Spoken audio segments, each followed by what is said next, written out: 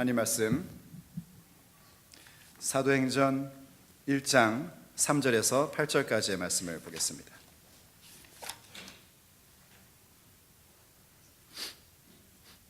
사도행전 1장 3절로 8절의 말씀입니다.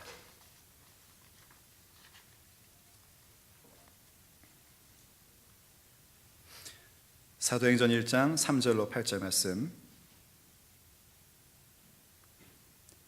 제가 받들어서 봉독하겠습니다. 사도행전 1장 3절로 8절 말씀입니다.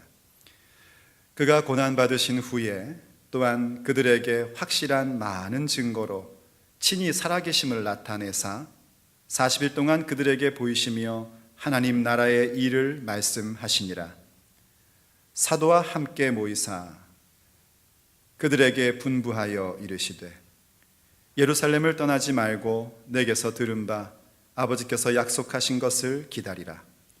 요한은 물로 세례를 베풀었으나 너희는 몇 날이 못되어 성령으로 세례를 받으리라 하셨느니라.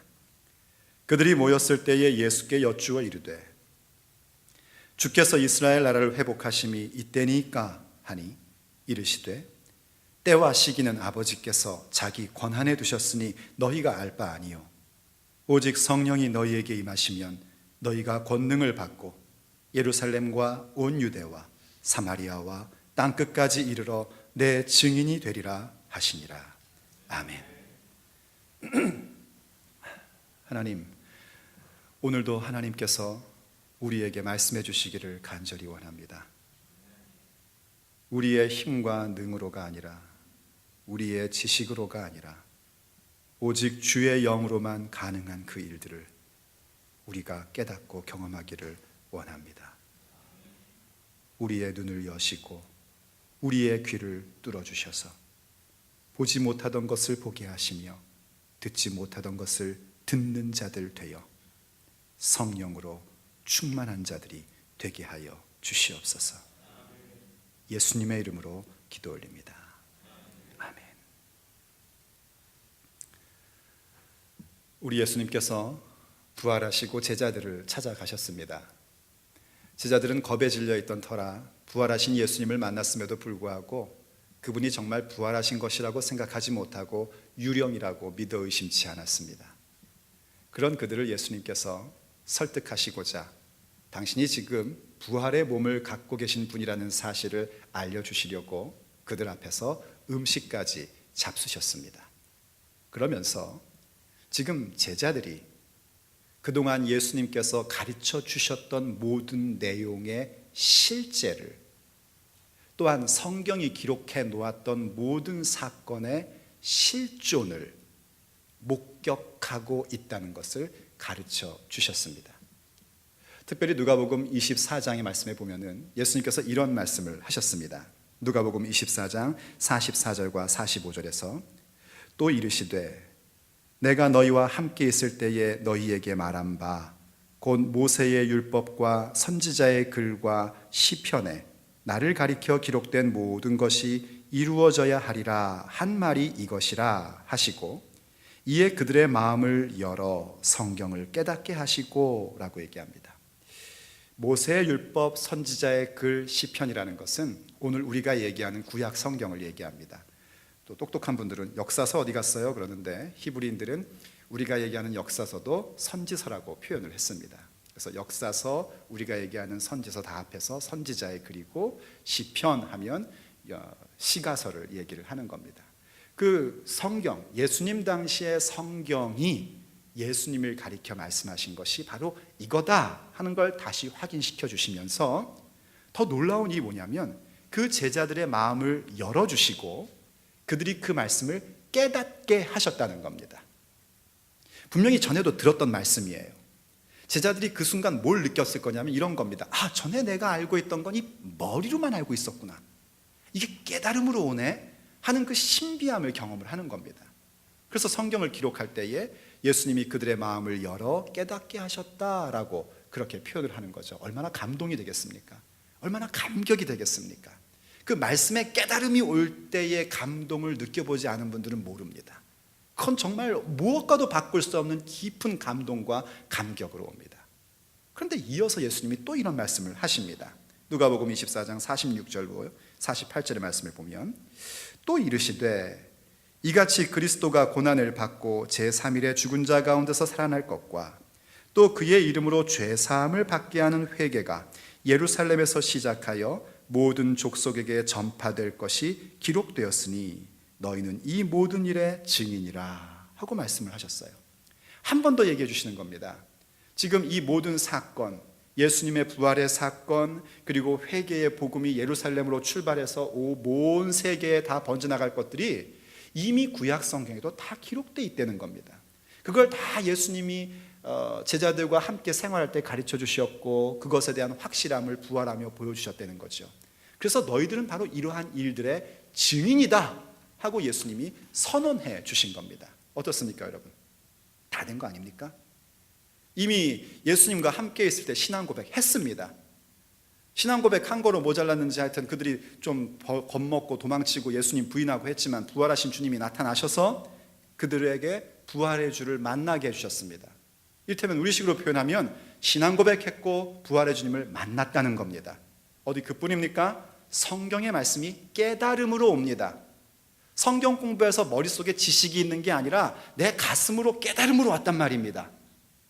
거기다가 예수님이 뭐라고까지 선언해 주셨냐면 너희는 나의 증인이다 하고 선언까지 해주셨습니다. 다 된 거 아닙니까? 더 이상 뭐가 필요하겠습니까? 그래서 현대 교회는 이거면 됐다고 얘기를 합니다. 다 됐다는 겁니다. 신앙 고백했고 부활의 주님 만났고 말씀이 깨달아지고 예수님이 너희는 나의 증인이다 말씀해 주셨으니 이젠 된 거다라고 다 그렇게 생각을 합니다. 그러나 주의 말씀은 거기서 멈추지를 않았습니다. 누가복음 24장 49절에서 이렇게 말씀하셨습니다. 볼지어다 내가 내 아버지께서 약속하신 것을 너희에게 보내리니 너희는 위로부터 능력으로 입혀질 때까지 이 성에 머물라 하시니라. 한 가지가 더 나왔다는 겁니다. 너희들이 증인은 증인 맞는데 정말 증인 되려면 아버지께서 약속하신 것을 내가 너희에게 보내줘야 한다는 겁니다. 그 아버지께서 약속하신 것을 보내주면 위로부터 능력이 입혀진답니다. 위로부터 능력이 입혀질 때까지 너희는 아는 척하지 말고 잘난 척하지 말고 기다리라고 지금 말씀하고 계신 겁니다. 그리고 이 부분을 누가라는 사람은 누가는 누가복음의 후속편이라 할 수 있는 사도행전 앞머리에서 한 번 더 언급을 해주는 겁니다. 사도행전도 누가복음도 룩이라는 사람이 기록을 해서요. 우리는 흔히 이거를 뭐라고 표현하면 누가행전이다 이렇게 표현을 합니다. 마치 전편 후편처럼 그렇게 느껴지는 거예요. 그래서 사도행전에 들어가서 이 누가가 바로 누가복음에서 맨 마지막에 했던 내용들을 다시 언급하면서 무슨 얘기를 하냐면 예수님이 승천하실 때에 제자들을 가르쳐서 무슨 얘기를 하셨는가 하니 너희들은 예루살렘을 떠나지 말고 아버지께서 약속하신 것을 받을 때까지 기다리라고 당부하시는 말씀으로 시작을 합니다. 그리고 그것은 뭐냐면 세례 요한이 물로 세례를 베푼 것처럼 너희는 몇 날이 못되어 성령으로 세례를 받을 것이다 하고 말씀해 주신 겁니다. 성령의 세례가 없이는 아무리 우리가 신앙 고백했고, 아무리 우리가 부활의 주님 만났고, 아무리 우리가 성경의 말씀이 깨달아져도 실제로 증인은 되지 못하는 겁니다. 왜냐하면 성령이 임해야만 우리에게 권능이 임하고, 권능이 임한 자만이 증인으로 세워질 수 있기 때문입니다. 여러분, 이거는요, 결단코 여러분이 외면해서는 안 되는 성경의 진리입니다. 여러분, 말씀을 듣다 깨달아지면 기쁘죠. 그거로 만족하면 안 된단 말입니다. 그 다음의 것으로 가야지 되고, 예수님이 약속한 것으로 하신 것으로 들어오셔야 된단 말입니다. 누누이 말씀드리지만 이것은 성령 시대가 열리는 것에 대한 얘기가 아닙니다. 이건 성경이 우리에게 보여주고 있는 분명한 하늘나라의 원리입니다. 그게 얼마나 분명한 원리인지 예수님조차도 예수님의 생애 가운데서 이 모습을 우리에게 분명하게 보여주셨습니다. 여러분, 우리가 믿건대 예수님은 하나님의 아들이십니다. 안 믿으십니까, 그거를? 이거는 아멘이 크게 나오셔야 됩니다. 이거를 안 믿으면 성령 얘기할 때가 아닌데, 이거 곤란한데, 이러면은 한 번 더 기회를 드릴게요. 예수님은 하나님의 아들이십니다. 우린 이걸 분명히 믿는 사람들입니다. 하나님의 아들이라는 것은 곧 하나님이시라는 얘기예요. 예수님은 하나님이세요. 그런데 예수님께서 아버지의 뜻을 따라서, 성부의 뜻을 따라서 육신을 입고 오셨습니다. 육신을 입고 오셔서 예수님이 공적인 생애를 시작할 때에 성경은 우리에게 뭘 보여주고 있냐면, 예수님께서 물로 세례를 받으시고, 그리고 물로 세례를 받으시고 물 위에서 올라오실 때에 하늘에서 음성이 들리며 성령이 비둘기같이 예수님 위에 임하는 현상을 보여줍니다. 여러분, 지금까지 배우셨지만 성령은요, 하나님의 영이라고도 표현하고 그리스도의 영이라고도 표현합니다. 그런데 어찌 예수님, 하나님의 아들이신 예수님 위에 성령이 임하는 것을 보여주셨을까요? 예수님이 세례요한에게 내가 너에게 세례를 받아야겠다고 나갔을 때요, 세례요한이 그렇게 얘기합니다. 어찌 당신이 내게 세례를 받으십니까? 어찌 주께서 저한테 세례를 받습니까? 제가 주님께 세례를 받아야죠. 그랬더니 예수님이 뭐라고 말씀하셨냐면, 이제 허락해라. 우리가 이렇게 함으로써 의를 이루어야 한다라고 말씀을 하십니다. 그래서 겸손히 세례를 받으시고 성령이 임하는 현상으로 인하여 바로 예수님이 모든 인류 가운데에 불과 성령으로 세례 베푸실 분이라는 사실을 증언해 줬습니다. 그리고 그 성령께서 예수님을 광야로 이끌어 가셔서 마귀의 시험을 통과하시고, 그리고 비로소 그때부터 예수님의 공적인 증언이 시작됩니다. 회개하라, 천국이 가까이 왔느니라. 예수님조차도 성령의 임재 후의 공적인 선언, 곧 증인 되심으로의 삶을 보여주신 것을 우리에게 모델로 나타내주고 있는 겁니다. 여러분, 예수님은요, 육체로 오셨음에도 불구하고 당신 자신이 누구신지 알고 계셨습니다. 예수님의 어릴 적 생애에 대해서 성경은 얘기하고 있지 않지만 딱 하나 보여주는 게 있는데, 예수님이 12세 됐을 때에 예루살렘 성으로 올라가신 적이 있었어요.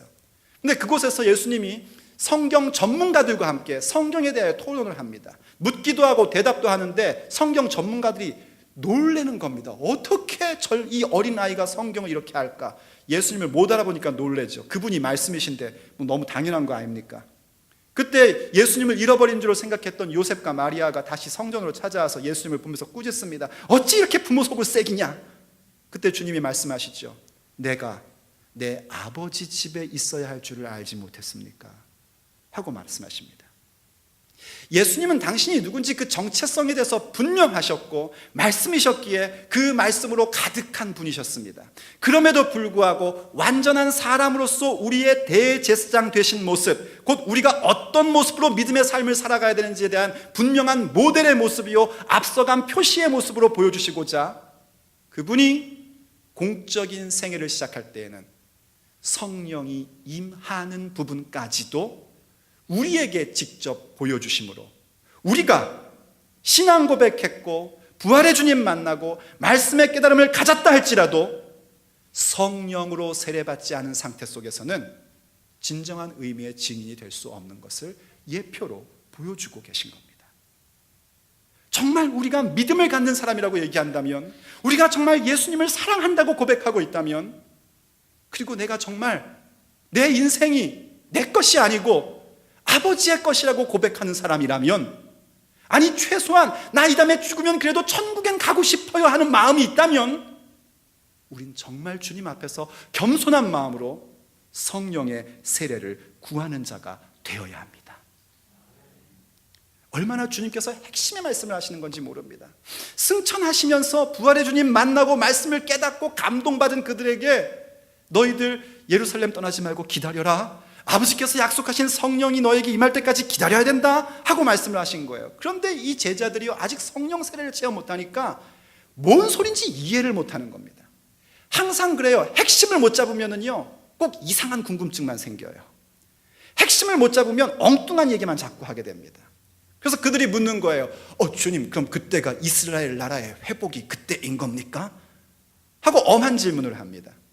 이 이스라엘 나라의 회복이라는 것은요 두 가지 측면으로 여러분이 보실 수 있어요. 하나는 뭐냐면, 제자들이 흔히 생각했던 겁니다.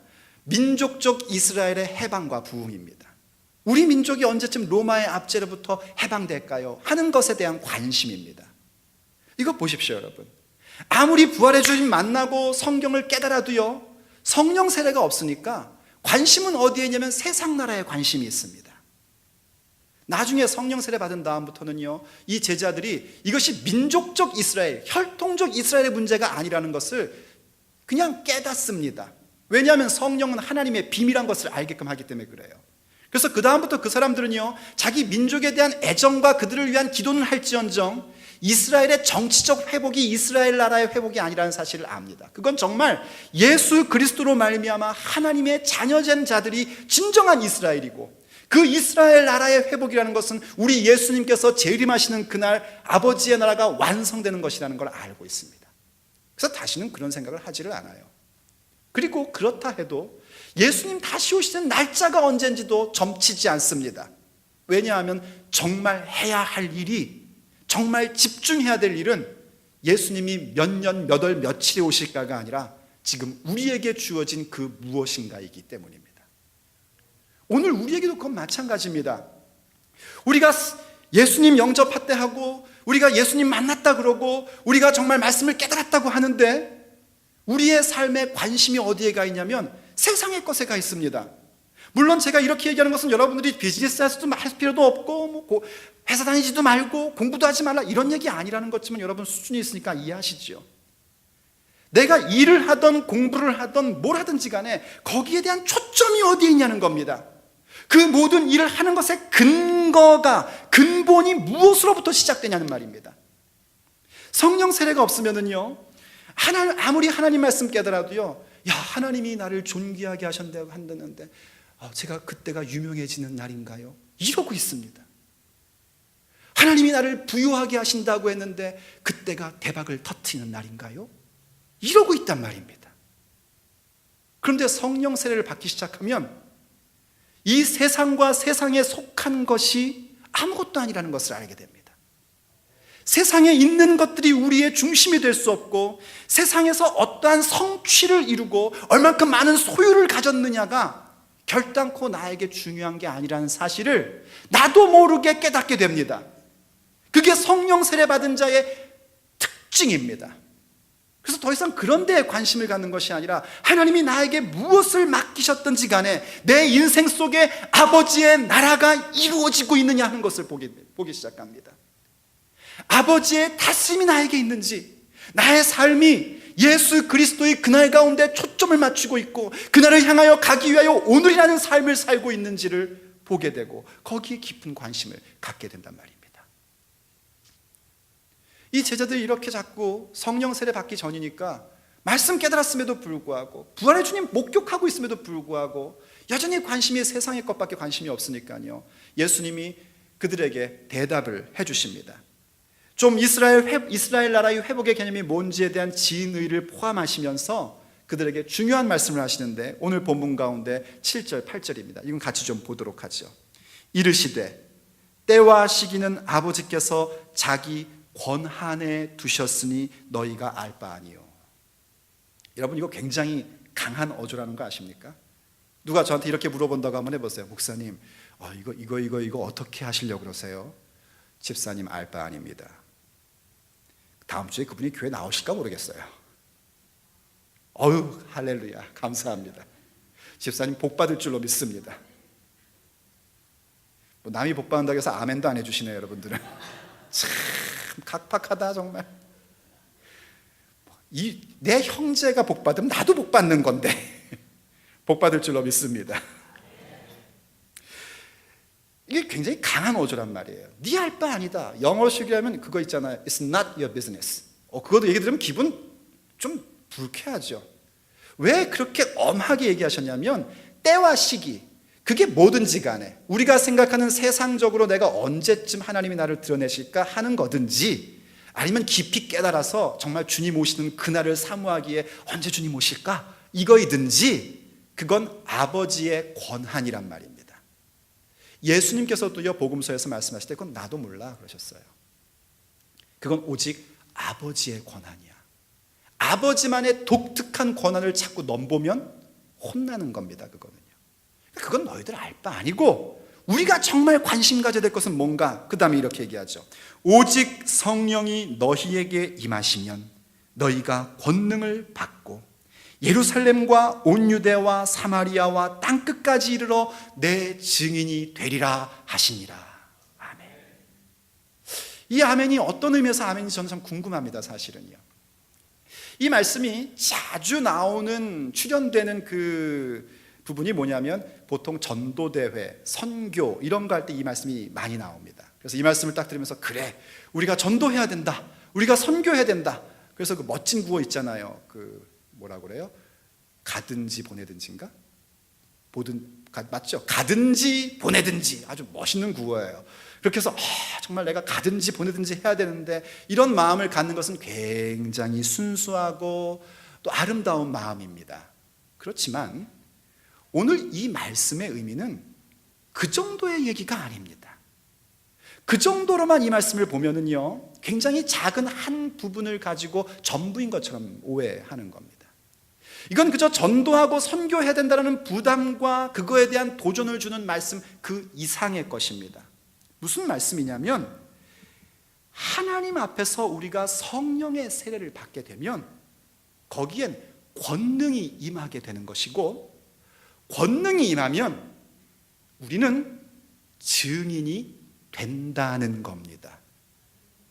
여러분, 이것을 이해할 수 있길 바랍니다. 증인이 되어야만 한다는 게 아닙니다. 성령의 세례를 받고 그 성령의 권능이 임하는 순간 우린 이미 증인이란 말입니다. 증인의 인격으로 세워진단 말입니다. 권능이 뭔가, 이 권능을 좀 여러분이 아셔야 됩니다. 권능이라는 것은 그 기본적인 의미가 뭐냐면 우리의 변화되는 능력입니다. 내가 변화되는 능력을 갖는 게 권능이에요. 그게 가장 기본이고 첫걸음입니다.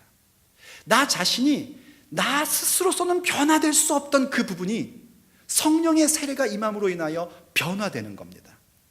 여러분, 지난번에도 지나가면서 말씀드렸지만은요, 성령 세례가 우리에게 임할 때에 우리에게 나타나는 현상이 있습니다. 결실이 있고요. 성령이 우리 가운데 일하는 굉장히 중요한 부분들이 몇 가지가 있습니다. 하나는 지난번에 말씀드렸던 우리가 하나님의 자녀인 것이 성령으로 인하여 증언됩니다. 그 자녀라는 것은 상속자의 자녀죠. 그 상속자의 자녀라는 것이 증언되는 그 모습이 나타나고요. 또한 성령의 세례를 받으면 우리의 인격 자체가 증인의 인격으로 세워집니다. 그리고 하나님의 율법의 요구가 우리의 인생 가운데 이루어지고 성취되는 현상이 나타나고요. 그것으로 인하여 하나님의 깊고 비밀한 것을 통달하는 역사가 나타납니다. 그러다가 드디어 진정한 교회의 모습으로 내가 세워지게 되고 하나님의 영광을 찬양하는 자로 서는 겁니다. 그게 성령께서 우리에게 세례로 부어주실 때 나타나는 결실의 모습이고, 그것을 간직하는 것이 정말 중요한 부분들입니다.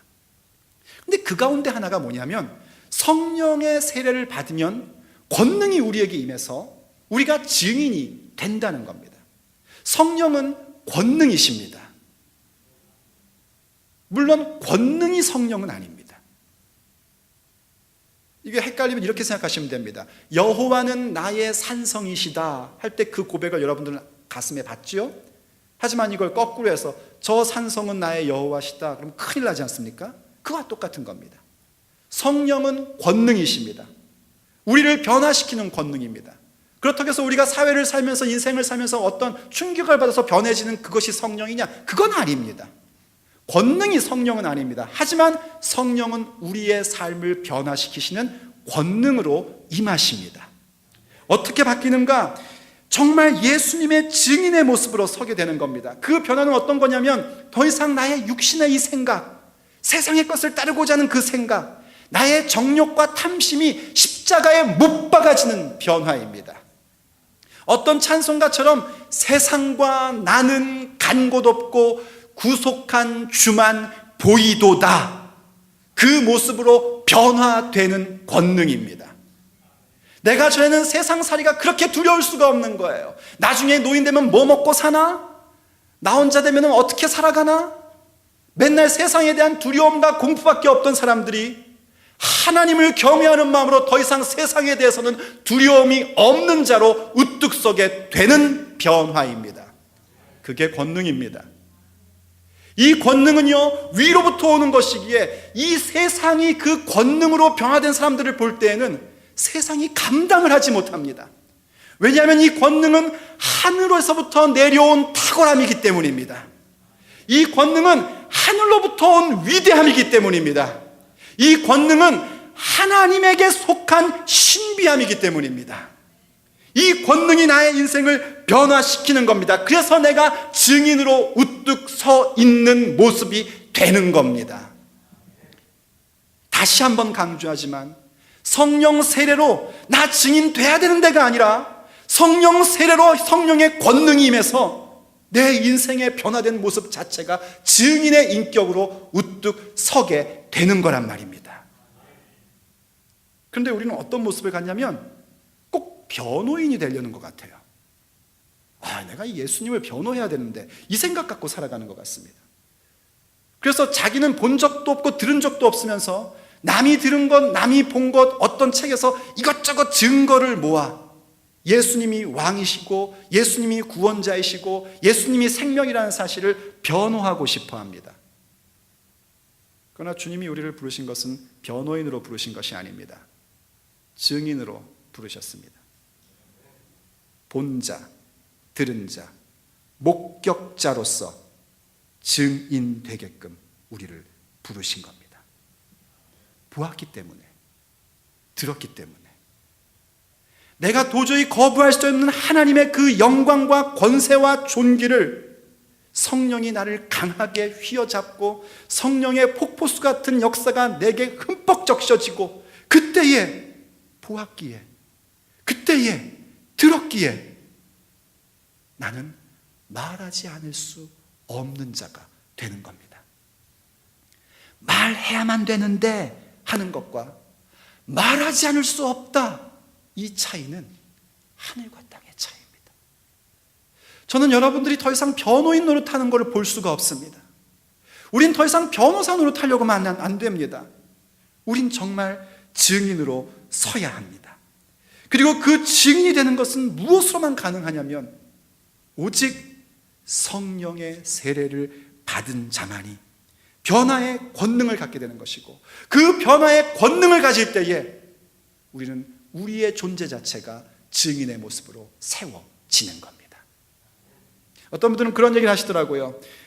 사도행전 2장에서 마가의 다락방에서 성령 세례를 받았는데 그분들이 성령 세례가 임하니까 밖으로 뛰쳐나갔다, 그렇게 얘기를 하더라고요. 성경 자세히 보십시오. 전에도 한번 보여드렸지만 사도행전 2장에서는 그게 마가의 다락방이라는 얘기가 나오질 않습니다. 그냥 한 곳에 모였다라고 얘기를 하죠. 그리고 그들이 성령의 세례를 받아서 각각 성령이 말하게 하심을 따라 말을 하기 시작을 합니다. 자기가 말하려고 하는 것이 아니라 성령께서 말하게 하셔서 말을 합니다. 그랬더니 사람들이 그게 무슨 일인가 하고 모여온 겁니다.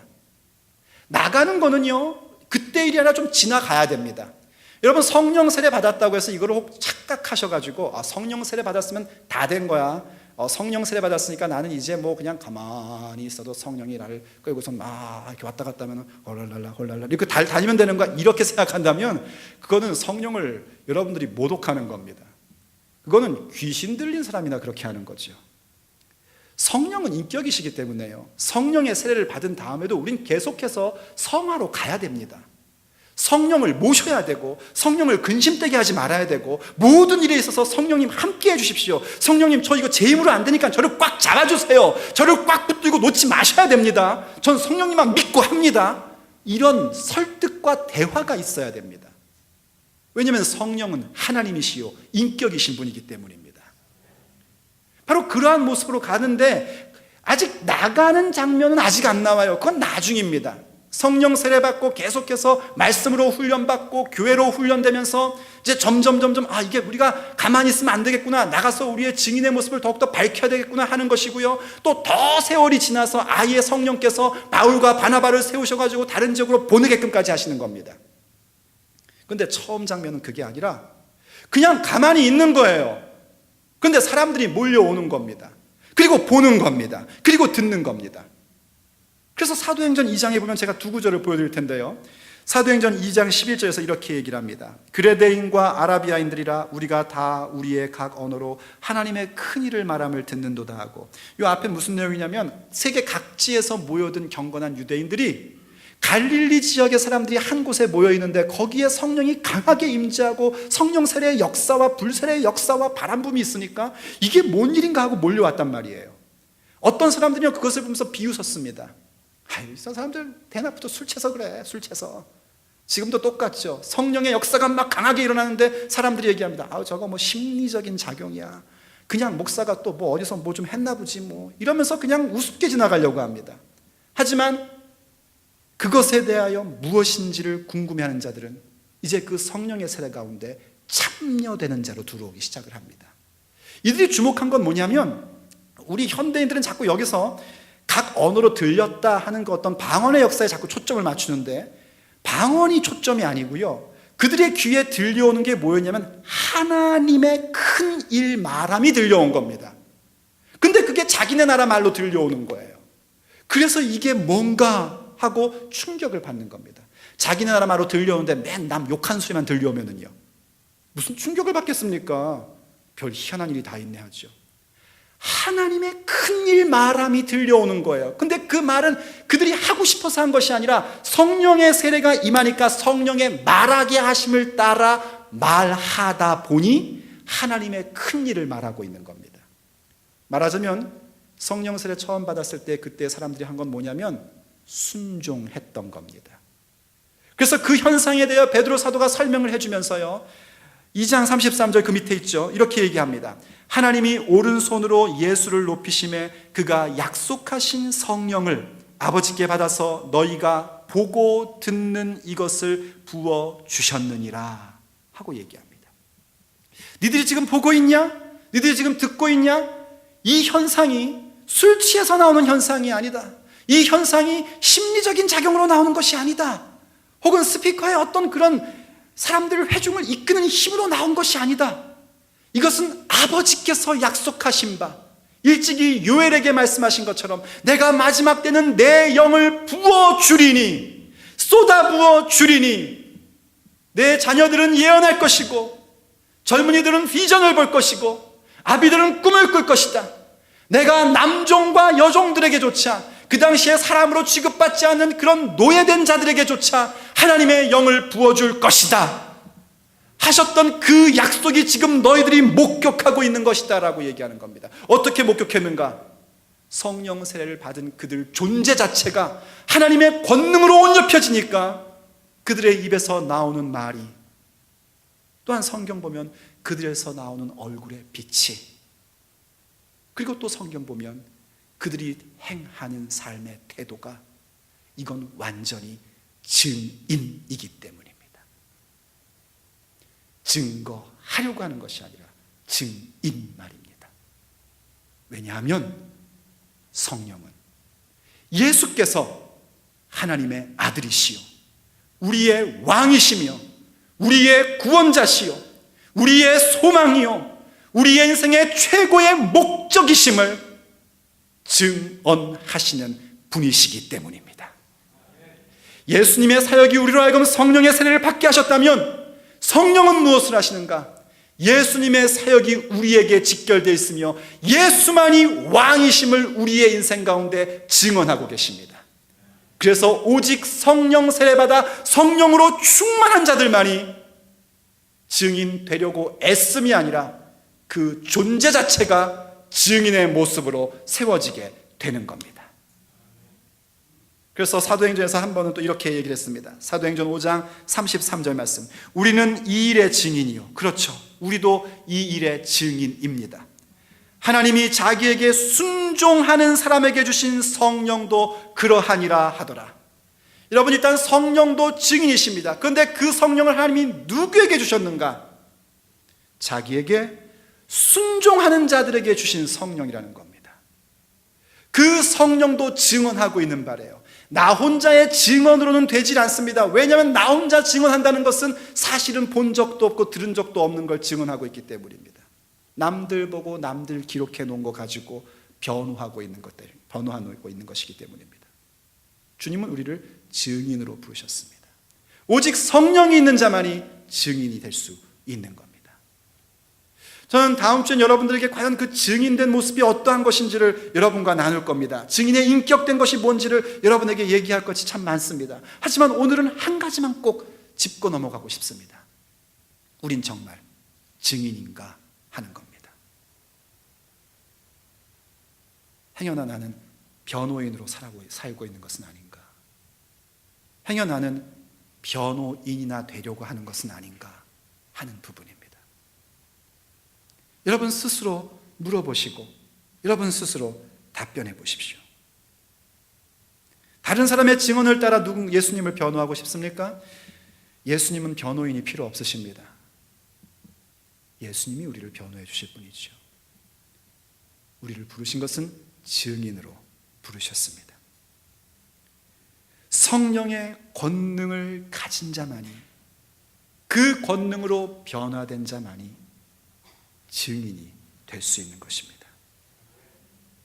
도저히 내 자신으로서는 변화될 수 없었던 그 부분이 변화되고, 도저히 나의 상상과 나의 느낌과 나의 어떤 기분으로서는 경험할 수도 없고 볼 수도 없었던 하나님의 그 위대하심, 하나님의 그 놀라우심, 그 부분을 보았고 경험한 사람만이 증인으로 설 수 있는 것입니다.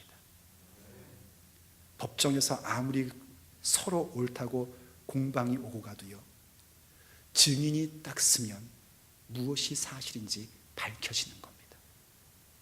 하나님은 우리를 그 증인으로 부르고 계신 겁니다. 그 증인이 되라고 우리에게 성령 세례를 베풀어 주신 겁니다. 그런데 왜 성령 세례를 거절하려고 하십니까? 그런데 왜 성령 세례는 필요 없는 거라고 생각하십니까? 그런데 왜 예수 믿을 때 성령 세례 받은 것이고 됐다고 얘기합니까? 우린 자꾸 피하고 싶은 겁니다. 성령 세례 받아 완전히 변화되는 그 삶이 무엇인지 관심이 없는 것이고, 성경보다는 나의 생각에 사로잡혀 있는 겁니다. 예수님이 여러분의 구원자이십니까? 부활의 주님을 만나셨습니까? 성경을 읽으면서 깨달음이 여러분 가운데 있습니까? 그렇다면 이제 우리는 주님의 약속한 성령의 세례를 사모하고 기다리며 받는 자가 되어야 합니다. 성령이 임하면 우리에게는 권능이 임하고, 권능이 임하면 예루살렘에 있든지 유대에 있든지 사마리아에 가든지 땅끝까지 가든지 그 어디서든지 우린 예수가 왕이시며 하나님의 아들이시며 인류의 희망이시요 우리의 주 되신 분이라는 사실에 대하여 우리의 존재 자체가 증인으로 나타나게 되는 것입니다. 기도하시겠습니다.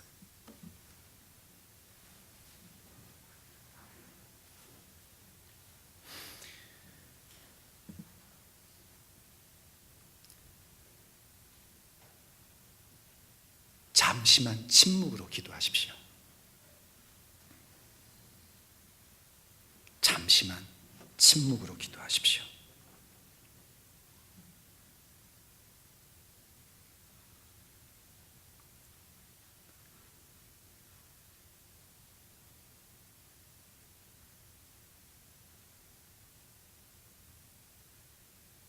우리의 고집을 꺾으소서. 우리의 지식을 태우소서. 주의 말씀을 믿게 하소서. 나의 개념보다 높은 아버지의 신비를 받게 하소서.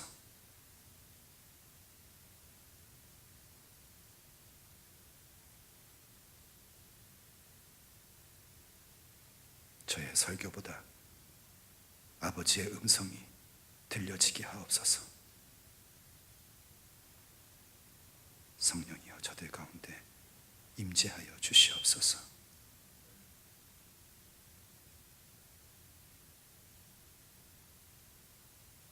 주님을 향한 신앙 고백도 있습니다. 부활의 주님을 만났기에 제가 그렇게 신앙생활 해왔고 오늘 이렇게 주 앞에 나와 예배도 드립니다. 아버지의 말씀에 깨달음이 있기에 그동안 그나마 하나님 믿는 사람답게 살려고 애썼고 정말 하나님 믿는 게 참 좋구나 하는 그 말도 우리는 해왔습니다.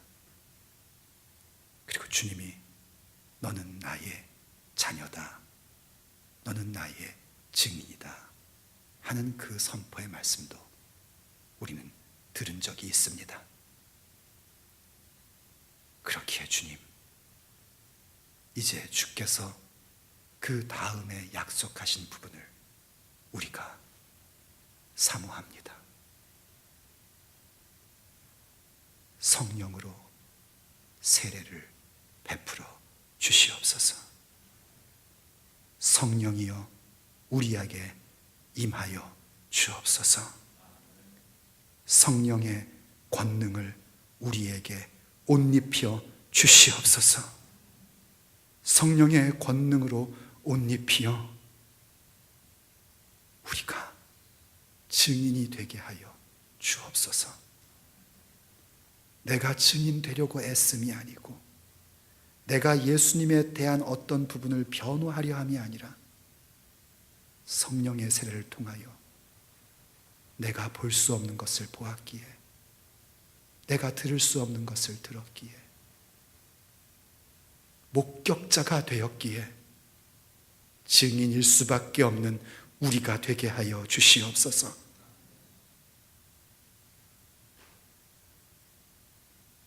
성령의 불을 저들 가운데 부어주시어 우리 속에 있는 헛된 우상과 세상을 향했던 모든 정과 욕심이 불태워지게 하여 주시옵시고 저들의 뱃속 깊은 곳서부터 생수의 강이 넘치는 역사가 이루어지게 하여 주시옵소서. 진리의 말씀이 더 이상 참고도서가 아니라 저들의 인생의 생명이며 능력인 현상이 나타나게 하여 주시옵소서. 그 부흥의 불길이 우리 사랑하는 형제자매들의 가슴 속에 나타나게 하여 주시옵소서. 성령의 권능이 임하게 하여 주시옵소서. 성령의 권능으로 증인되는 역사를 주여 저들에게 주시옵소서.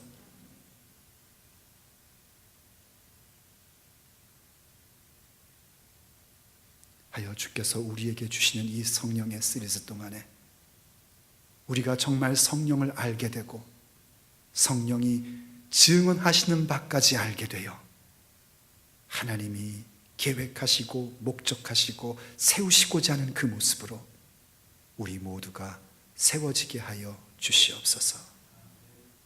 우리 주 예수 그리스도의 이름으로 간절히 기도 올립니다. 마라나타 주 예수 주여